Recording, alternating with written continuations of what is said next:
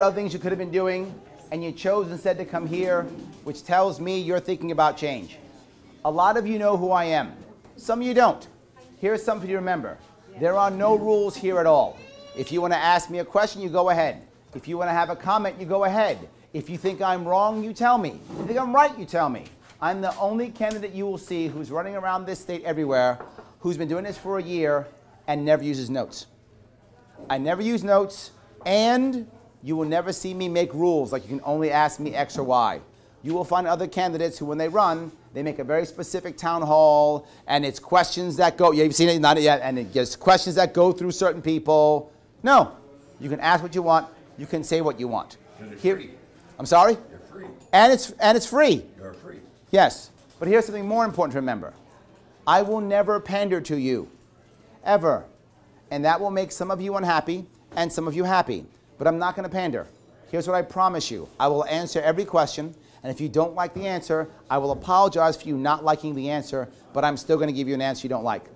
My hope is that I can get you on 80%. I cannot get all of you to agree with me on 100%. It's never going to happen. Never will happen to any candidate. You'll never agree 100%. My goal is 80%. Why 80%? I'm a business guy, which means I believe in the 80-20 rule. Those of you who know that rule from business, 80-20 rule. But not just that. My first commander-in-chief was Ronald Reagan. Ronald Reagan always said, if your opponent or your guy or gal agrees with you 80% of the time, they are your ally, not your enemy. So my goal is to get you 80% of the time. If I get that, that's a win. That's how I look at it. The next thing to remember, anything that I talk to you about, it is what I feel to be true, and it's always about one important thing, making happy New Yorkers. I know that sounds crazy, doesn't it? But some people forget this. Our founding documents had three things: life, liberty, pursuit of happiness. Thank you. Yes, yes, yes. But is that our Constitution?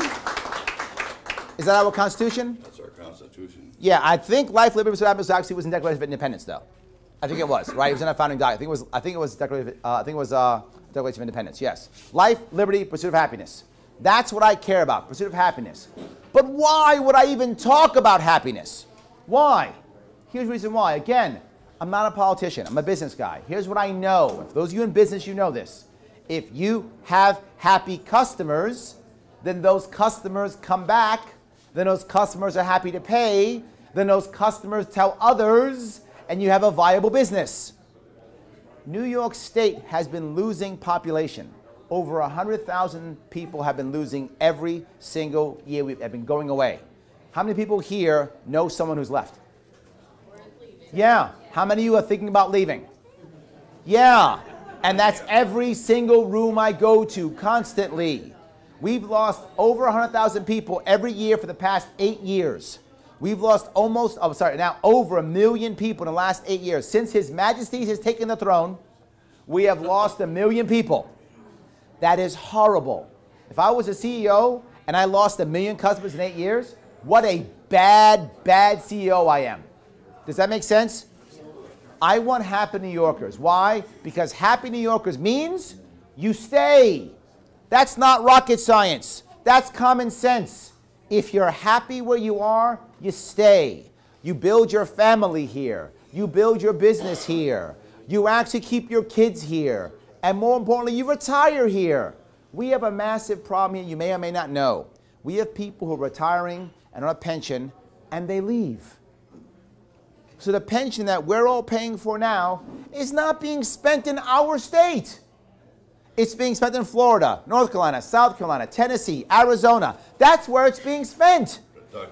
Kentucky, yes, all over. It's so bad, Governor Rick Scott of Florida thanked Cuomo. He said, thank you. Yes, it's a true story. Thank you so much.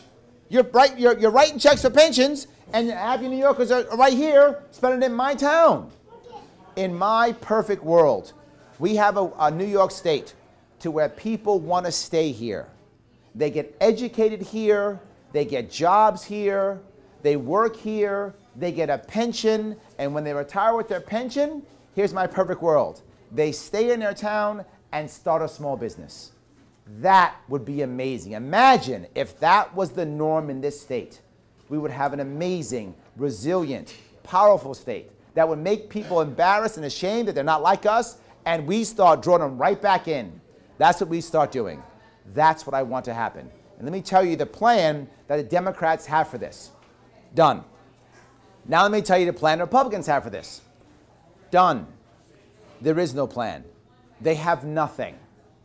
Now you might say, but Larry, come on, really? Yeah. Let me tell you the reality is. People tell me, well, Larry, I don't know if I like your plans. I'm not sure about what I don't like this one caveat. I don't like this little thing. I don't like this thing about it. I get that often. I don't like this piece of it. My plans might be wrong. I'm okay if they're wrong. Show me. You got a better idea? I'm in. Let's make this happen. But you cannot. It is unfair to you or to me to say, hey, I'm going to measure Larry's plan against perfection. Perfection doesn't exist. I'm not perfect. You're not perfect. There's no perfection. If you are going to measure my plan against perfection, I lose every time. Don't do that. Instead, measure my plan against status quo. What happens if I lose? Measure against that. Now, the Democrats. If you're a Democrat, you've been running this state for 16 years. 16 years. The Republicans have not won a statewide election in this state. Governor, lieutenant governor, senator, nothing. In 16 years. Democrats have been running it. If you were going to fix this state, you'd have fixed it. You'd have fixed it. But Republicans, if you're a Republican, you've been watching this state be run by Democrats for 16 years. So if you're a Republican legislator, Republican governor, gubernatorial candidate, whatever, where's your plan? Where's your plan? Where's your movement? You've been watching for 16 years. What's going on? A criticism I get often is, Larry, where were you 6 years ago? Where were you 4 years ago? Where were you 8 years ago? Tell you where I was. I was trying to fix my own family. I wasn't in politics. It wasn't my job to fix this state. It was my job to fix my own family, which I did after the crash. That was my job, and I did it. Those people who are running now, who are career politicians, been politicians since they're 18 years old, it was their job to fix this state, not mine. It was theirs, and they failed. They talk about track record. I got a track record of this, track record of that. You got a track record of garbage. You got a track record of people leaving this state. You got a track record of failure. You should be embarrassed by your track record. You say track record, you should think, wow, this person is terrible. Because when you make mistakes, and I've made them and so have all of you, when you make mistakes, you're supposed to learn from your mistakes and get better. You're supposed to learn from your mistake and do something different. What have they done? Where's Democrat plan? Where's Republican plan? Non-existent. I've been doing this 1 year. 1 year I've been doing this. And I have a plan and I have a movement. In 1 year. They've been doing this for 20. What's their excuse? None.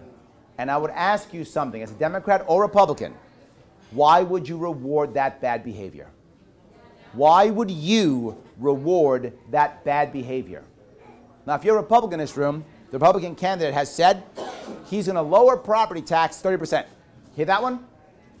That's a new thing, 30%. I hope you are embarrassed by that. I hope you are annoyed by that. I hope you are insulted by that. I'm not joking. I hope you're insulted. Why? You're telling me 30% reduction in property tax is doable? How? Magic? And if it's magic, make it 50%. Make it 100%. Why not? You just made that number up anyway because you know you're not going to win. That was the number you thought that these people would actually buy. But let's say I'm wrong and there's an actual plan to do it, which you know there isn't. But let's say there was. Now you're telling me? You've been in politics 22 years. That's how long he's been in politics. 22 years. You've been watching this state in a death spiral for at least 16 of those 22 years. And you thought, right now I got a plan of 30%.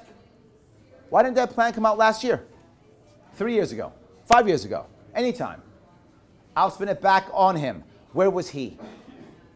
Where was his plan when this state was collapsing? Where was he? Nowhere. Nowhere. Why in the world would you reward that behavior? Right now, if you're a Democrat, here is His Majesty King Andrew's entire campaign. You ready?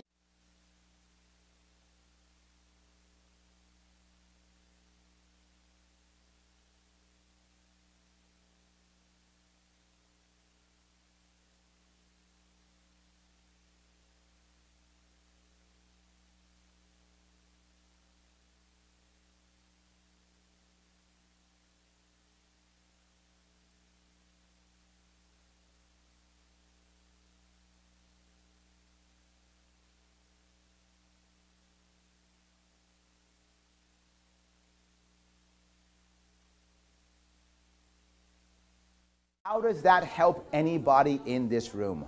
No, it doesn't in any way, shape, or form.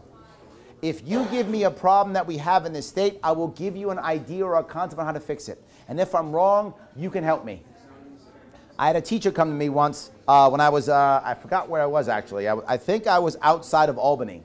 Teacher came to me and said, Larry, and this was actually a go live. Teacher actually said to me, Larry, how long have you been a teacher? How long have you been in the school system? And I said, great question. My plan I put together was from a bunch of teachers talking to me over the last year, telling me all the problems they had, and that's how I formulated my plan. Yeah, but how long have you been? And I said, are you telling me you have a better answer? Because if you do, I'm in. If you're telling me of another idea to help make it better, I am in. Let's do this. But if you tell me you're just mad, and you have no other answer, you can go away. And she went away. She went away. And I'm serious. If you just want to point your finger and say, I'm a bad guy, you can go away. If you got a solution for me, I'm in. Yes. And when they tell you, well, Larry Sharpe doesn't have this part, and this is wrong, and that's wrong, here is your response. Wonderful. What's your idea? And they will have none. Because they have none. The establishment wants to retain status quo. That's their goal. Retain status quo. No, I will not be a hostage to status quo. I won't. And you shouldn't either. Hold on one second. Yes. We hear you. Yes. Sorry. So yes. Anyway, I got to keep my team trained sometimes. That's all. It's all good. Yes. Absolutely. All good. Yes. So my point being, I'm actually trying to make real change. I want to have real plans. I don't just want to give you ideology. I don't want to give you left and right paradigm. It's not the right answer. I want to make happy New Yorkers. Happy New Yorkers means a better state. And this is actually, for me, selfish. It's selfish for me. Do you know why I'm running? I don't want to move. That's why I'm running. I don't want to move. I'm born here. I'm raised here. My family's here, my customers are here, my business is here. I don't want to leave. And I'm that kid, I'm 50, because you know how old I am, that in the 70s, so stereotypical, my family had a station wagon. I know, like Brady Bunch. My family, for you all know what Brady Bunch is. Some of you probably don't even know what that is. Anyway, Brady Bunch, they got in a station wagon, and they would take me upstate all the time. Everywhere from Niagara Falls to Bear Mountain and everything in between. I fell in love with this as a kid. For about 20 years, I fell out. Because I was in the Marine Corps for many years, and then I was running my business. And then all of a sudden in 2012, I got back involved in politics. And when I got involved in politics, what did I start doing? Coming back up here again. Helping other people run. Helping other people raise money. 2012, 2014, 2016, 2017, and now. And from 2012 on, I reconnected with what I always called upstate. To me, anything above the Bronx is like upstate, you know. It's upstate like that. It's like the woods, past like 231st Street, woods. I'm teasing, obviously, yes. But I happen to be one of the people, the rare people who knows a secret. Can I tell you a secret? New York State is more than New York City. Yes. Yes. Yes. I am one of the few politicians who actually understands that to be true, and I'm happy about that. If you've watched what I talk about, I focus always on localization. I focus on the idea that counties should be counties, cities should be cities, regions should be regions. I understand that New York City is not Rochester. I get that North Country is not Southern Tier. Western New York is not Long Island. I get that. I understand that. And that's a good thing. I'm happy about that. We should be embracing that and accepting that as real. The idea that one city runs an entire state is unfair to that city and the rest of the state. It is the wrong answer. We have to make sure that each of us can be individuals. Each of us can have our own cultures, our own lives. People tease me all the time, Larry, you're from Queens. How can you know what's right for Watertown or Jamestown or Rochester? How can you know? I don't. And as you begin figuring this out as I talk, I say it often. I don't. But guess what? You don't know what's right for me in Queens either. We're even. That's right. That we're even. So how about instead, you let me be me, I let you be you, we let her be her and him be him, and we're all free together. We can do this. It isn't that hard. This is what our country was actually built on. Some of you know that. I know you know that, my friend, because you got the pocket right there. You're good to go. You know that. So yes, it's what we're built on. Preach it. I'm sorry? I preach it. Yes, absolutely. We're working on that. I want us to do that. We can do that. Now, I get a couple of attacks often. The first one I get is from the right. And the right says, Larry, I love you, but we can't vote for you because you're splitting the vote. You're splitting the vote. So that means I can't vote for you splitting the vote. Okay, be very clear about this. I told you this before. Republican Party in a statewide election. I mean statewide. There are many local Republicans who are wonderful, many local Democrats, if you like Democrats, all good. Vote locally however you want. I'm talking statewide election. Republican Party hasn't won a statewide election in 16 years. And you think this is the year. That's insulting. You should be insulted by that. And then, I'm sorry, if you're a Republican, when was your primary? Oh, there was none. They didn't even give you a primary. They picked two downstate liberals and said, vote for them and shut up. Who did it to you? You're going to reward that behavior?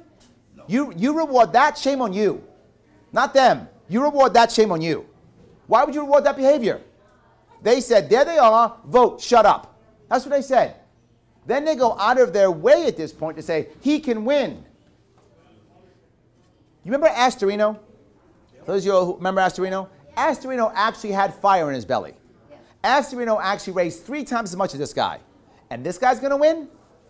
Half of you have never seen him. A bunch in this room don't know who he is. Is there anybody in this room who does not know who the Republican candidate is? Anybody in this room? Oh, you did? Okay, so some people know. Good, okay. I often go in rooms, I have no idea who he is. Don't even know who he is. No idea. And it's 30 days out. The last event I was at Messina, there was a guy who was a registered Republican who didn't know who he was. Registered Republican, didn't know who he was. And he's going to win? Guys, it's a fantasy. He's not going to win. I am not taking votes from him. He is taking votes from me. That's true. That's true. He cannot win. He will not win. It's no chance whatsoever. You can't win with only Republicans in this state. It's impossible. You must be able to cross over. I'll ask, are there anyone here who feels comfortable telling me, are there any registered Democrats in this room? Yes, perfect. Any registered Republicans in this room? Awesome. Any people registered but neither, independent in some way? Awesome. Anybody in this room who hasn't voted in the last 2 election cycles? Yeah? Ah, you're all good voters. Okay, awesome, yes. But what did you just find out? Democrat, Republican, Independent in this room. Yeah, this is a winnable race. Yeah, I'm not splitting the vote. I'm gaining the vote. I'm not splitting the vote. He's taking my votes away. Because I get Democrats, I get Republicans, I get Independents. How do I know that? You're here. That's how I know that. And you're at every event. If you happen to see my live stream from Messina, the exact same thing happened. Democrats, you saw it, right? Democrats, Republicans, Independents in that room. Every room I go to, I get that. Always. How are you going to win without them? You can't. The Republican can only get Republicans and no one else. Go to their events. What do you get? Everyone is over 40 and a Republican Party member. Everyone. There are a lot of people in this room who are not over 40. A lot who are not over 40. I get everybody, as young as 18, as old as in their 60s or 70s. I get them all. No one else does. Only I do. This is a winnable race. I'm not taking anybody's votes. They're taking mine. That's the most important thing to remember. Other thing I get, Larry, I love your ideas, but you can't win. I just showed you the people that came here, who they are. This is every event. I do 3 to 4 events every single day. every day. I'm doing 2, 3, 4 events every day. Just like this. 29 days left, and I'm still hustling. I'm not done. I've been doing this for a year, and I'm still doing it. My first event I went to, Zach was with me. Is Zach out there? Zach's right out there. Well, Zach was actually with me. My first event, one guy showed up. Yes, one guy showed up at my first event. This was last August. One guy. You remember? Yes, he was there. One guy. Yes, one guy showed up. And I keep doing it. Now, I get 40, 50, 150, 175. I get people in events now all the time because I wouldn't stop executing, and I'm not done. This is a winnable race. I'm going to say you can't win. Shame on them. And I'm doing this with not much money. Why? I'm using tactics that are new and different. I'm using podcasts. I'm using Facebook. I'm using YouTube. I'm using what other people didn't use. Trump won with Twitter. They didn't see him coming. They didn't see him coming. But I'll go back further. Obama won with email in 2008. Remember that? But I was shocked with Obama when he beat Hillary. Everyone thought Hillary was going to win in 2008. She's the establishment. She'll win. Barack Obama won with email. Then Trump won with Twitter. They didn't see them coming. They won't see me coming either. And the results will be the same. I hope so. This is a winnable race. We pray that. Thank you. So when people say that, you got to realize they're just afraid. The establishment can't stand me. I'm the only anti-establishment candidate there is. The only one. So I could talk forever. I won't. Some of you want to hear. Does anybody here not know my background? Ah, yes. Okay, then let me quickly do my background so you know who I am. Is that okay? Yes. All right. Please. My name is Larry Sharpe. I am born in Manhattan. I am adopted. My parents gave me up for adoption as a baby. I was picked up by a lovely couple, an immigrant, and my father, who was in the Army, took me to the South Bronx. I was raised in a very not good neighborhood by Yankee Stadium. That's why I don't like the guys who are out here wearing Boston Red Sox hats. Anyway, yes. So yes.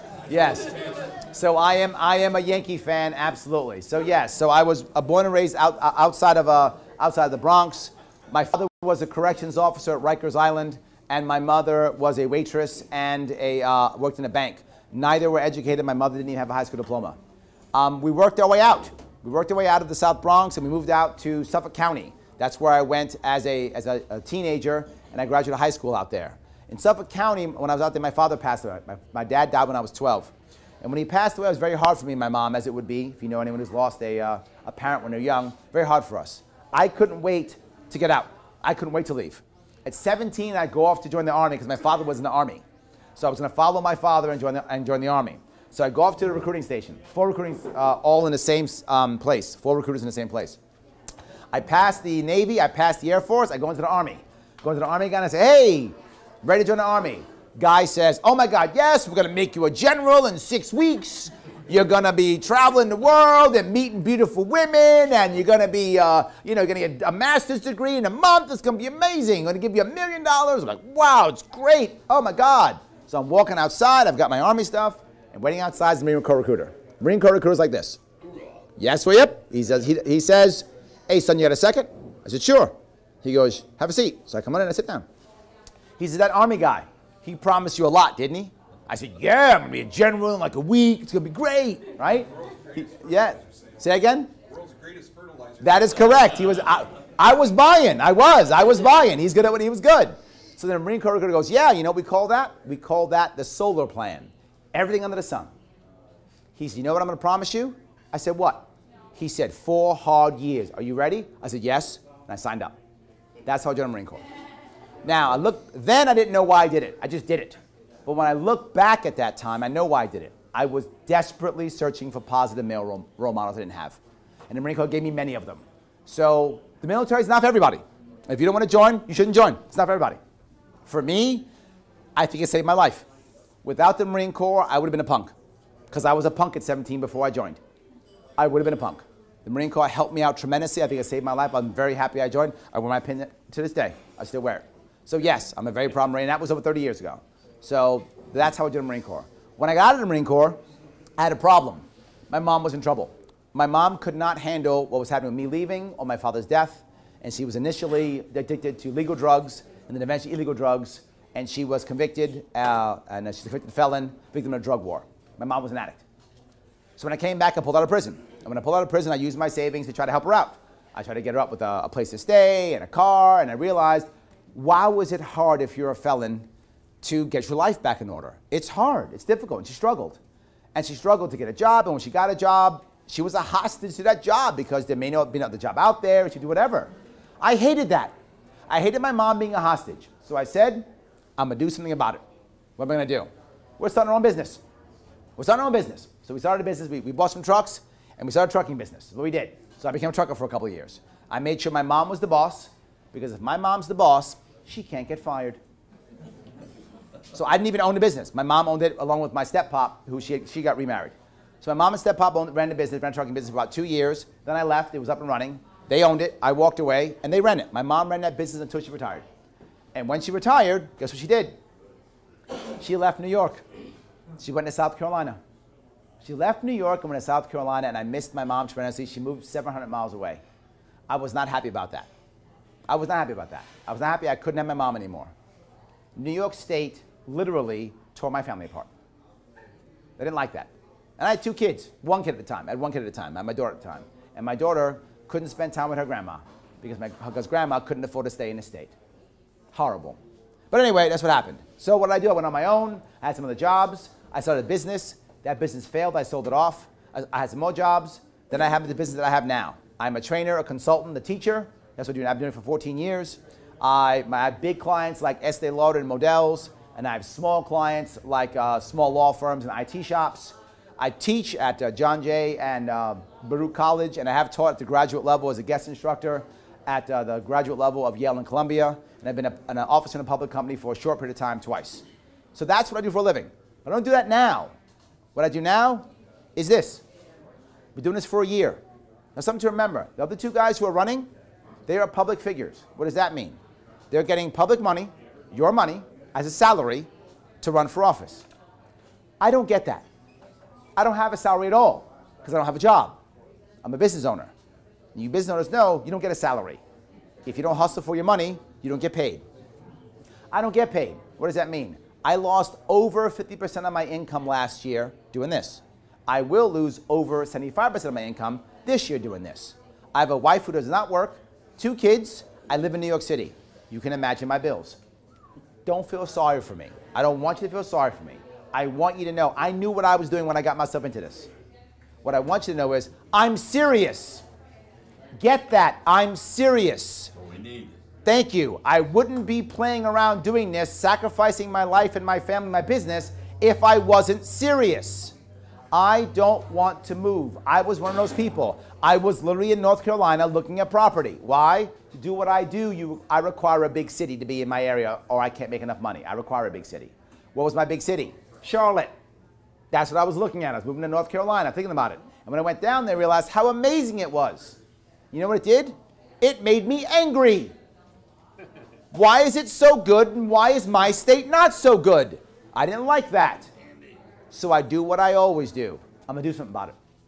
So I'm here, and I'm doing something about it. And everything you see that I will tell you is a real idea that I want to make Happy New Yorkers, because Happy New Yorkers makes this a better place. How serious am I? Did anybody in this room happen to see my interview on Joe Rogan? Anybody? Oh, somebody did. Great. Okay. Now, Joe Rogan interview, at the end, if you remember, Joe Rogan said, Larry, a lot of your ideas are amazing. You better lock those ideas down. I said, why? He goes, people will take them. What did I say? Go ahead, take them. Please, take all of them. I can go home. Take them all. I can go home. Yes, I don't care who gets the credit. Take the ideas, move this state forward, and we can all win, and I can go back home, and I don't have to move. That's what I want. I'm serious. So I wanted you to know that. I'm happy to take any questions or any comments. Thank you so much for coming. Thank you. Thank you. Thank you. Yes.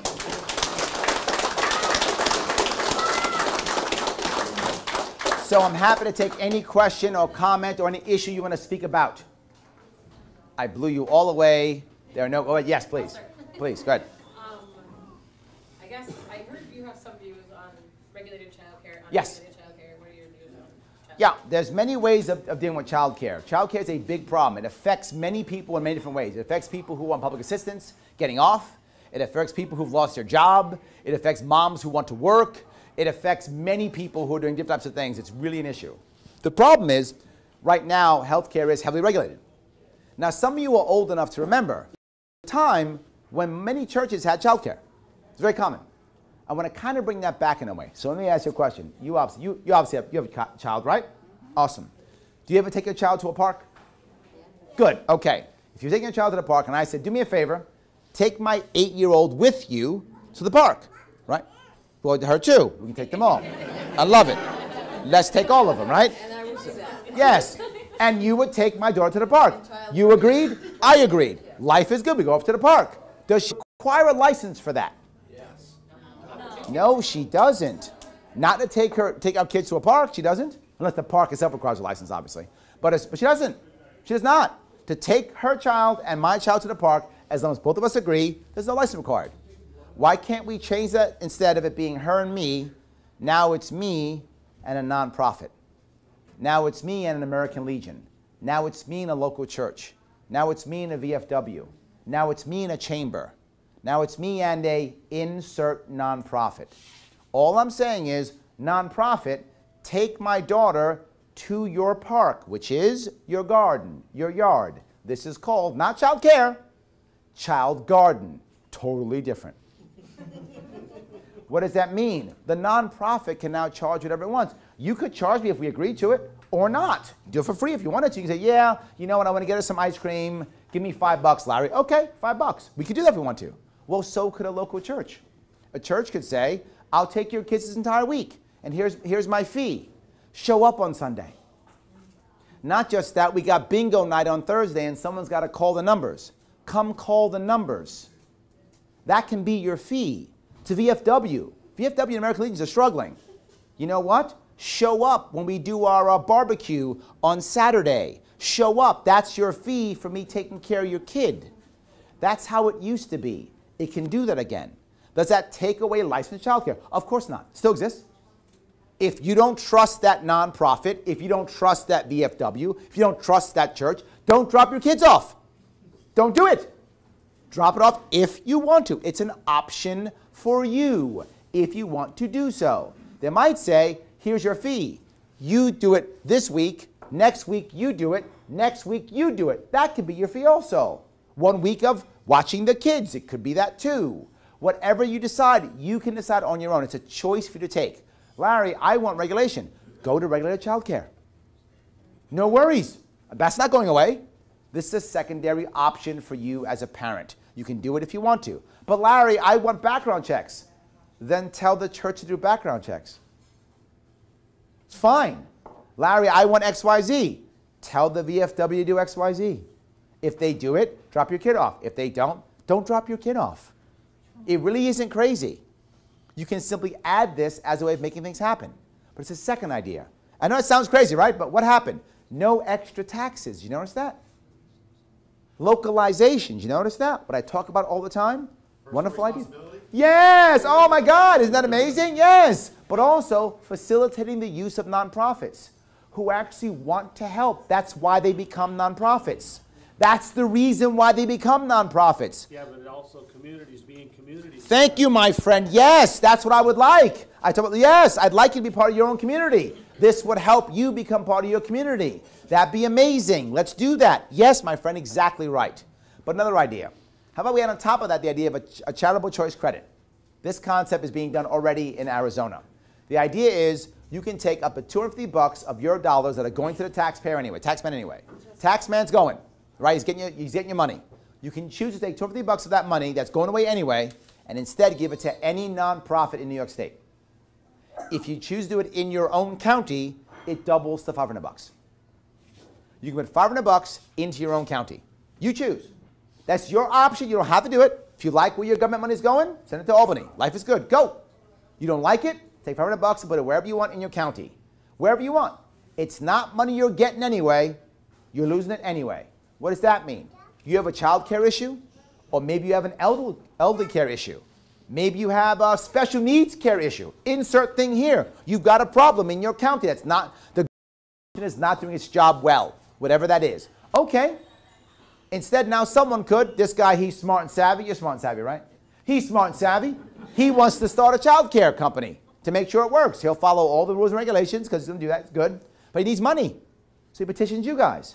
Hey, your $500 you can give away, give to me so I can start a child care facility. When he does that, what happens? Right now, his customer is you. The government model, who's the customer? The government. That's the customer, not you. That's why when you go to government facilities like that, they never support you well. And they only were about checking boxes and not about actually helping you. And whenever they don't help you, they go, well, I followed the rules and regulations. And when they're bad, what's their punishment? Nothing. And when they're bad, what's your recourse? Nothing. But if he does it, who's his customer? You. If your kids aren't taken care of this year, what happens? He gets no money and goes out of business. Not that you can actually sue him. He's a private company if he messes up. There's recourse for you. Not just that. If you say, I don't care if the regulation says do X, Y, and Z, do me a favor. I want this for my kid, or I want that for my kid. He has to make you happy. Changes everything. It creates a secondary option. Now, did I get rid, in both of these cases, did I get rid of licensed healthcare? No. What did I just do? I added more choices, more options for you at a local level without raising your taxes.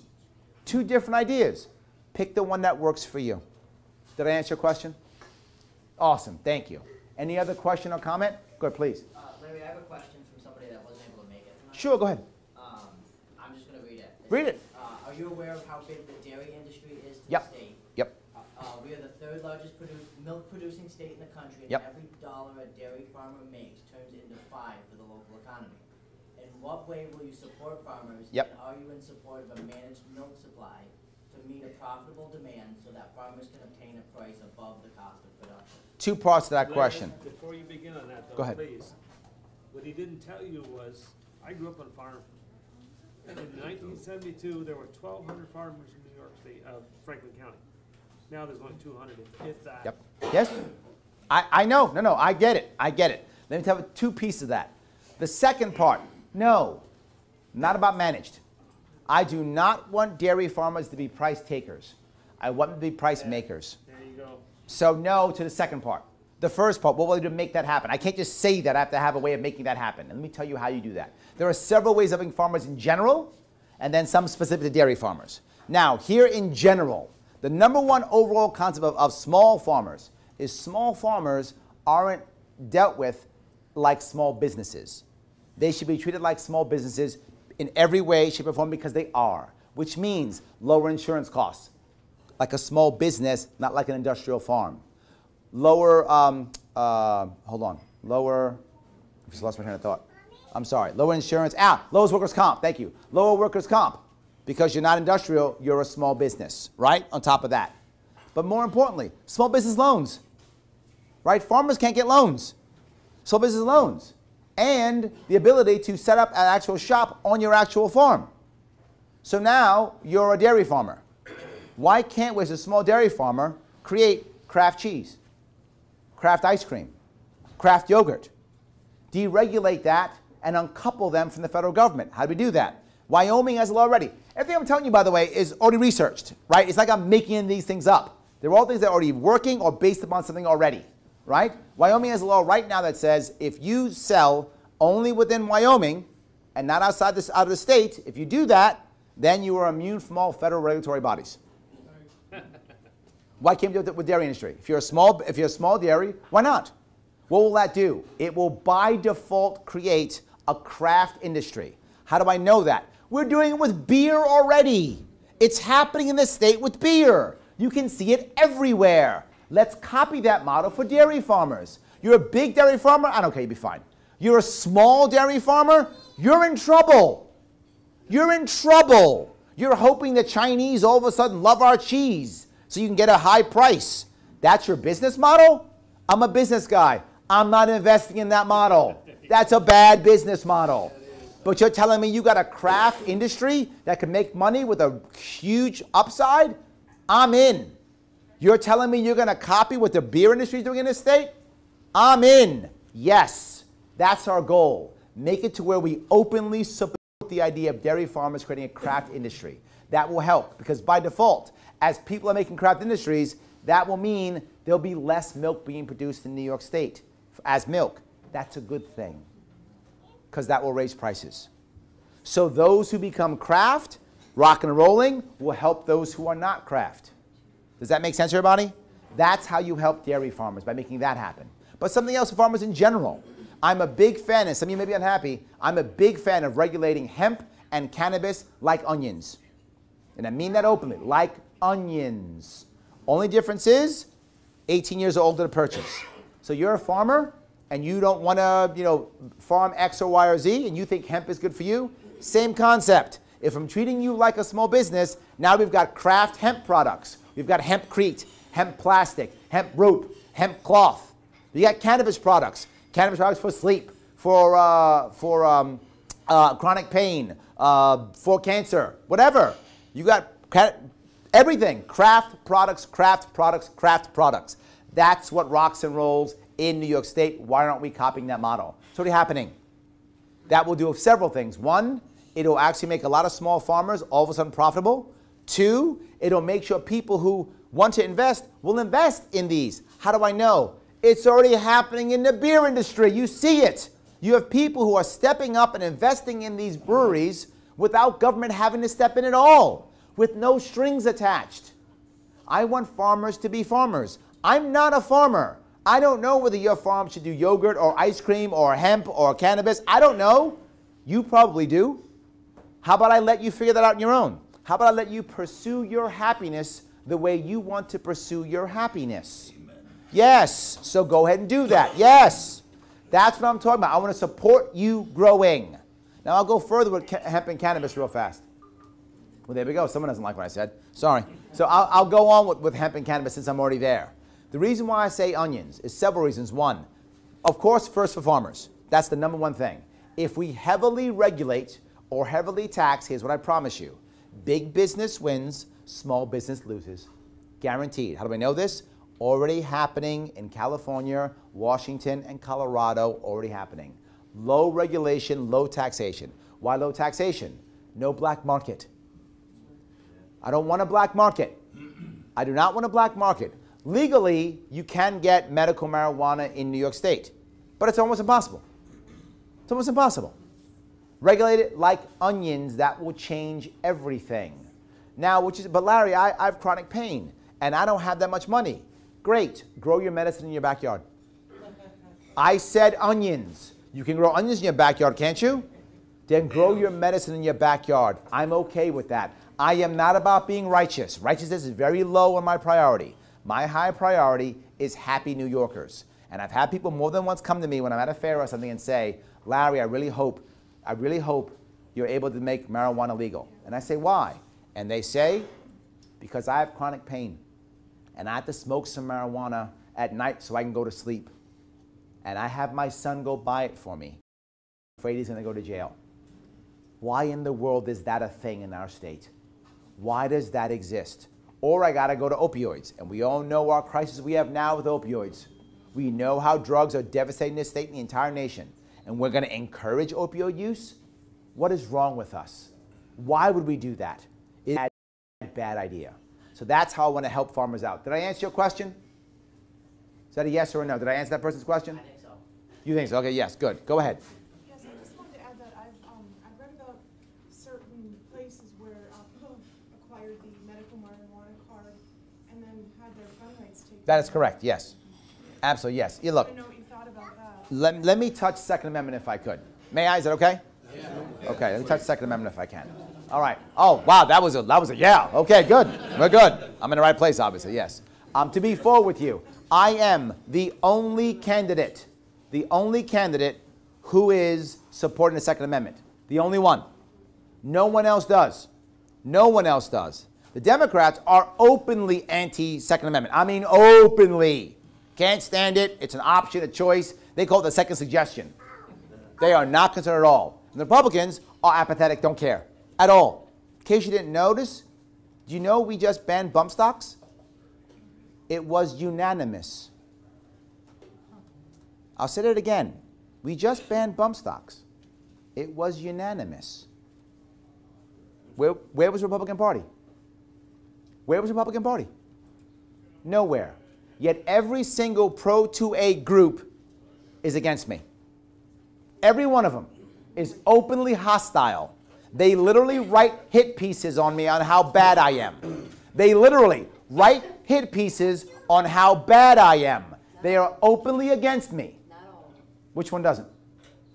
This one, Which one's that? NY2A. Ah, thank you. Okay, but the actual, yes, some of the other ones do. They write openly. They openly write hit pieces against me. So I guess there's a couple that don't. Thank you. We've had big, Yes. we've had big rallies in all of them. Thank you.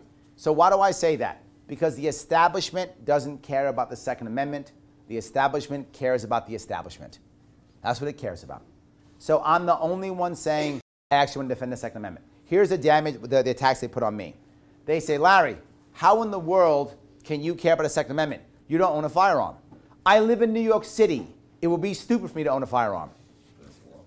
It's not against the law, but literally I could try to get it. It's almost against the law. And if I actually got a firearm, if I'm out from my home and a range, and I'm out for more than 2 hours, I get a flat tire, I get caught in traffic, I'm going to jail. I have a 2-hour window to get my firearm back to my home. Why in the world would I own a firearm in New York City? When I shoot outside of the state. I shoot when I go to Oklahoma, I go to Utah. Utah, by the way, gives me a veteran's discount, so kind of cool. So yes, that's when I shoot, when I go out. But I don't shoot here. But here's the most important part. Why in the world do I have to have a horse in the race for me to care?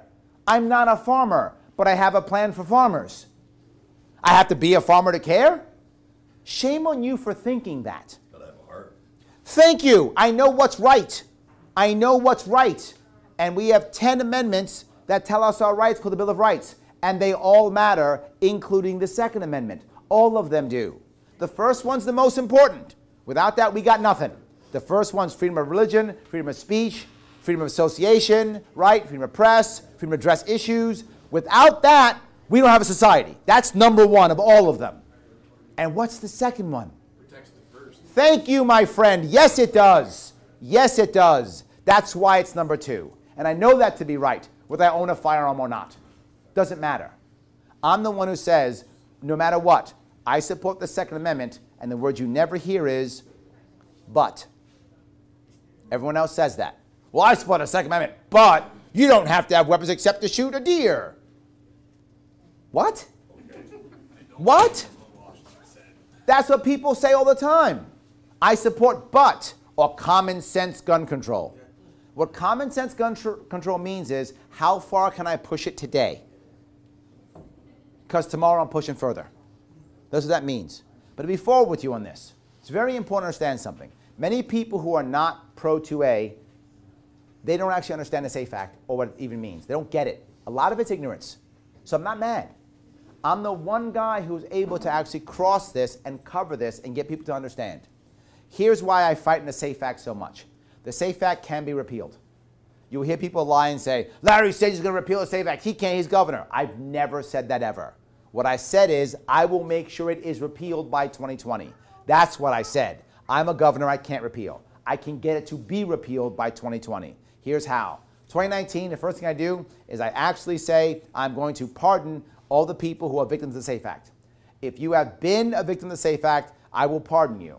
What does that mean? If you robbed a bank and you had a SAFE Act violation on top of it, you're staying in jail for robbing the bank. Right? You're not getting out for that. You're just not doing extra time because you had 11 rounds in your magazine versus 6. Right? So you still stay in jail. Please don't rob banks. Bad idea. Right? Don't do that. So yes, please don't do that. Yes. So you're still going to do that. But there are a lot of people, and I get letters already. I get letters from people in jail, letters from parents already. People try to fight for the Second Amendment and lost, and now they're doing 5 years in jail, and they're a violent criminal now. I'll start that. As soon as that happens, they are going to punish me. Oh my God. Guys like this in the press can be saying, Larry, you hate people. You want people to die. Why would you do that? You're a bad guy. And when they say that, I will use it as my opportunity to educate. I do it all the time, and it works. Why do I get Democrats to support me even though they know I'm pro-2A? Because I talk to them about the SAFE Act. Here's how most people who hate the SAFE Act actually think. Some of you are going to laugh, but it's very true. They think, well, it says safe in it. And they don't know that. They don't know that. says safe in it, it's about guns, and we haven't had a school shooting since 2013. Therefore, it works. Done. That's as far as they think. They go no further than that. That's all. They're finished. Done.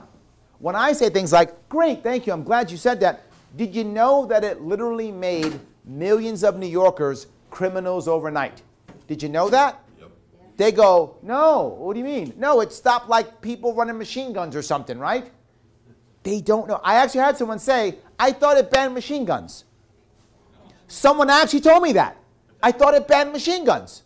I was like, no, no, no. It says that if you have a piece of plastic on your weapon that His Majesty has deemed evil, you are now a violent felon. And they go, oh. Well, but then they bought it. No, no. They bought it legally. It was purchased legally. It was totally legal. And the next night when they woke up, they were violent felons. And they go, oh, that's not fair. Yeah, it's not. Yeah, you're right. Then I say, but you know what it also does? It makes our medical community part of a secret state police that now reports on people. And they go, oh my God, that's terrible. Yeah. So like if someone is in a car accident and they get hurt really bad, and this actually happened, and he comes in and say, how do you feeling? Oh, I'm in so much pain, I want to die. Suicidal. And now, here comes state police, take the firearms. And people go, oh, that's not fair. Yeah, it's not fair. You're right, it's not fair. And you know, because of that, it affects veterans worse. Because veterans are more apt to have PTSD and are also more apt to have firearms. So by proportion, it affects vets worse. Oh, our vets? Yeah. And since they're a community, they tell each other this so they don't get help. And they go, oh my God, this Safe Act's bad. Yeah, it is. And this is Democrats who go, wow, Safe Act's bad. Yeah, it is. You know who they listen to? Me. Because I'm the guy who says you can be as conservative as you want to be, as liberal as you want to be, just don't force your rights on others. Don't force your issues on others. Let counties be counties. Let cities be cities. Let people be people.